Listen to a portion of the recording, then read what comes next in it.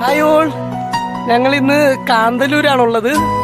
കാന്തല്ലൂര് ഒരു അതിമനോഹരമായ ഒരു സ്ട്രോബെറി തോട്ടത്തിന്റെ നടുക്കാണ്. ഇവിടെ മൊത്തം സ്ട്രോബെറി ഒക്കെ ഇങ്ങനെ പഴുത്ത് നല്ല അടിപൊളിയായിട്ട് സെറ്റായിട്ട് കിടക്കുന്നതാണ്.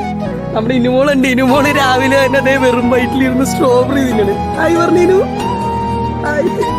ഇത് ബിബിയും അതുപോലെ തന്നെ സ്ട്രോബെറി തിന്നാനുള്ള തയ്യാറെടുപ്പിൽ ജീരകമാണ് കയ്യിലിരിക്കുന്നത്. പെരുംജീരകം പറിച്ചെടുത്തിട്ട് കയ്യിൽ പിടിച്ചോണ്ടിരിക്കുക. ഹൗസ് ഓണർ കാണണ്ട, ഇരുന്ന് കാണിച്ചു കൊടുത്തേടി. പെരുംജീരകം കാണിച്ചു കൊടുക്കടി. കണ്ട, ഇവിടെ ഇത് മാത്രമല്ല, ഒരുപാട് മരങ്ങളുണ്ട് ഇവിടെ.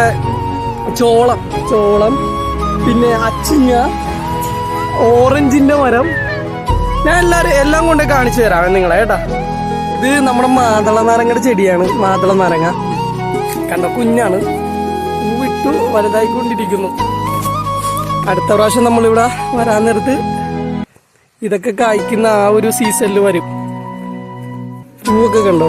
ഇങ്ങോട്ടേക്ക് വരുമ്പോൾ നല്ല അതിമനോഹരമായ പൂവുകളൊക്കെ കാണാം. ഒരുപാടുണ്ട്. മുല്ലച്ചെടി.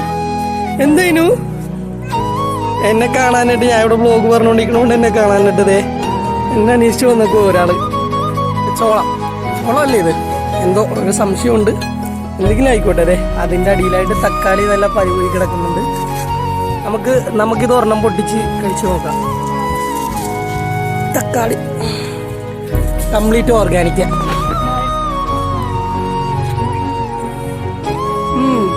നല്ല രുചി, അടിപൊളി.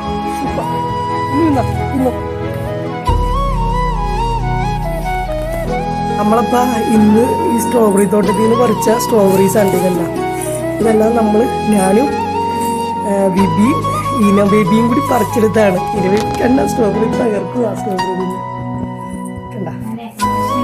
പിന്നെ ഇത് സ്ട്രോബെറിയുടെ ജാമും ഇത് വാങ്ങിച്ചതാണ്ട. ഒരു ബോട്ടിൽ 150 രൂപ. അങ്ങനെ 4-5 എണ്ണം വാങ്ങിച്ചു നമ്മൾ.